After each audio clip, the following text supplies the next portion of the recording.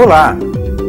Neste episódio, veremos os conceitos fundamentais à compreensão da primeira lei da termodinâmica.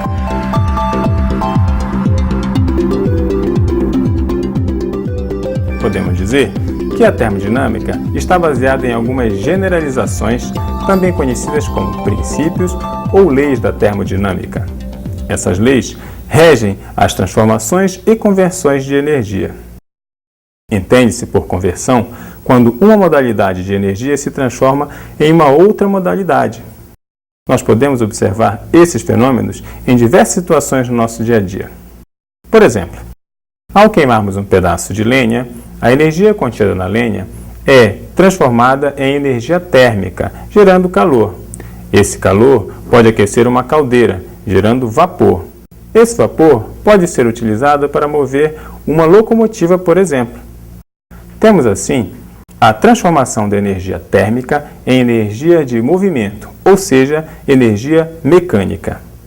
Ao estudarmos a termodinâmica, precisamos nos acostumar a dividir os efeitos energéticos em duas categorias: calor, representado pela letra Q, e trabalho, simbolizado pela letra W. Assim, admite-se que há uma mudança no sistema ou na energia do sistema quando há uma variação de calor e de trabalho. Para representar a energia do sistema, utilizamos a letra E. Como calor e trabalho são conceitos de fundamental importância no nosso estudo, eles precisam ser compreendidos de forma completa, pois os seus significados vão muito além do que se conhece no dia a dia.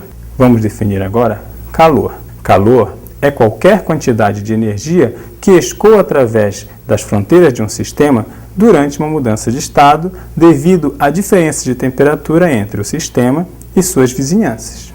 Normalmente, o calor é representado pela seguinte expressão: Q é igual a mc ΔT, onde m é a massa da substância, C é o calor específico da substância e ΔT é a variação de temperatura. Lembre-se que a variação de temperatura ΔT é o resultado da subtração entre a temperatura final, T2, e a temperatura inicial, T1.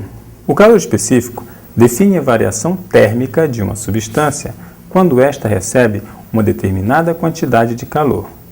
Ao visualizarmos a fórmula de cálculo do calor, não devemos esquecer das unidades de cada grandeza.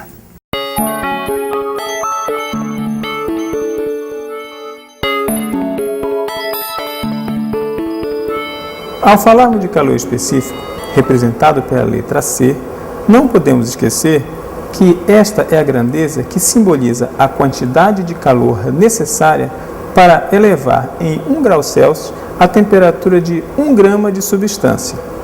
Lembrando que cada substância possui o seu próprio calor específico. Vejamos então um exemplo de aplicação deste conceito. Imagine que tenhamos adicionado 1 grama de uma determinada substância neste recipiente. O aquecimento ocasionado pela chapa envolve uma certa quantidade de calor. Lembre-se que o calor é uma modalidade de energia. Ao observarmos que a temperatura da substância foi elevada em 1 grau Celsius, dizemos que o seu calor específico é exatamente igual à quantidade de energia necessária para ocasionar essa elevação. Se essa substância for a água, a quantidade de energia envolvida no processo é de 4,18 joules.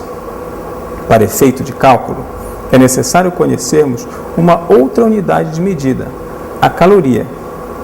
Esta seria, então, a unidade de medida de energia calorífica, sendo que uma caloria é igual a 4,18 joules. Assim, tomando a água como padrão, o seu calor específico é igual a 1 caloria por grama por grau Celsius. Veremos agora um exemplo em que determinaremos a quantidade de calor. Ao dissolver 4 gramas de soda cáustica em 100 ml de água, a temperatura da solução aumenta em 3 graus Celsius.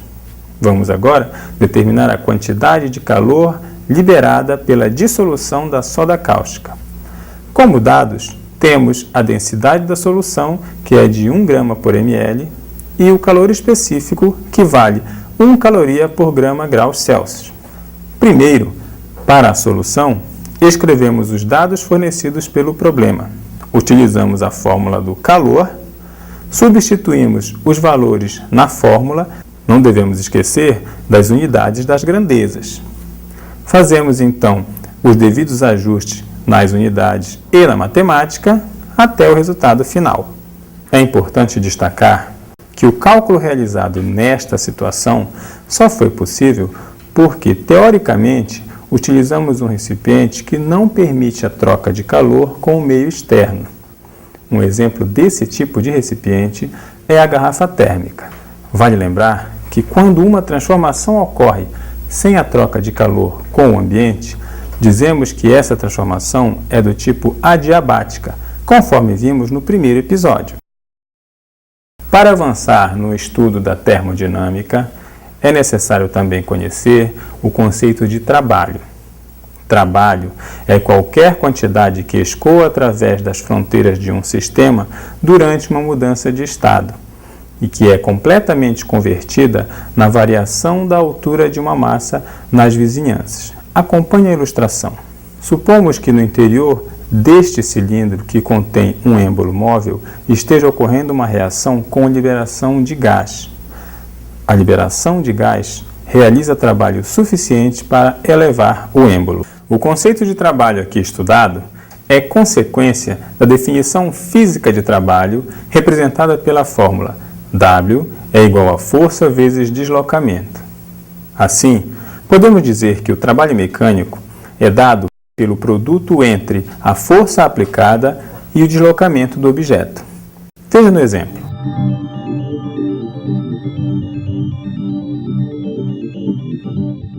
A partir desta equação, é possível chegarmos a uma outra fórmula que relaciona o trabalho de expansão ou compressão. Confira no exemplo. Neste caso, o sistema possui uma fronteira móvel, o êmbolo. Dependendo da natureza da transformação do sistema, esta fronteira vai sofrer um deslocamento, provocando assim a variação do volume do sistema. Observe que durante a expansão gasosa ocorre um deslocamento do êmbolo. Esse deslocamento envolve uma variação nas 3 dimensões do espaço: comprimento, altura e largura, traduzindo-se em um volume. Ou seja,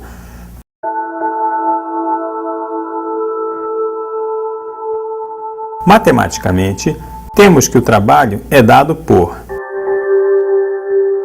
Mas lembremos que a definição de força é dada por. E como vimos antes, o comprimento vezes área é volume. Assim fica a fórmula final. A partir do exemplo anterior, foi possível definir 2 tipos de trabalho, o de expansão e de compressão. O trabalho de expansão também é conhecido como trabalho positivo. Ele ocorre quando escoa para as vizinhanças, ou seja, quando, por exemplo, uma massa é elevada nas vizinhanças. O trabalho de compressão é também conhecido por trabalho negativo. Temos esse tipo de trabalho quando este escoa a partir das vizinhanças, ou quando a massa das vizinhanças é rebaixada. Da mesma forma, é possível estabelecer essa situação para o calor. O calor é positivo quando ele escoa a partir das vizinhanças, quando a vizinhança libera calor, ou quando uma massa na vizinhança é resfriada. O calor é negativo quando ele escoa para as vizinhanças, quando a vizinhança absorve calor, ou quando uma massa nas vizinhanças é aquecida. Agora, observe nessa figura o recipiente com um êmbolo móvel. Nele, temos um gás ocupando o volume de 1 litro. Quando ocorre uma expansão desse gás, o mesmo passa a ocupar um volume maior, que agora é de 5 litros. Veja que houve uma variação de volume de 4 litros. De posse dessas informações, podemos resolver o problema. Substituímos então os valores na fórmula, lembrando que a variação de volume foi de 4 litros e a pressão a qual o gás se opôs foi de 2 atmosferas. Agora, fazemos os devidos ajustes nas unidades e na matemática, até o resultado final. Observe que o trabalho é comumente dado em joules no Sistema Internacional de Unidades. É importante destacar que os efeitos da transferência de calor e trabalho durante uma mudança de estado são observados na vizinhança e não no sistema. E ainda que calor e trabalho são quantidades que podem assumir valores positivos e negativos, conforme vimos anteriormente. Assim, encerramos o segundo episódio da série de vídeos sobre termoquímica. No último episódio, veremos a definição de energia e o enunciado e aplicações da primeira lei da termodinâmica. Para isso, é bom lembrar que calor, qualquer quantidade que escoa através das fronteiras de um sistema durante uma mudança de estado, devido à diferença de temperatura entre o sistema e a vizinhança. Trabalho é qualquer quantidade que escoa através das fronteiras de um sistema durante uma mudança de estado, completamente convertida na variação da altura de uma massa nas vizinhanças. Para o cálculo do calor, nós usamos a fórmula Q é igual a mc ΔT. E para o cálculo do trabalho, usamos W é igual a P vezes ΔV. É importante lembrar ainda do conceito de calor específico. Essa grandeza é representada pela letra C na fórmula de calor e que este tem um valor constante para cada substância. Até o próximo episódio!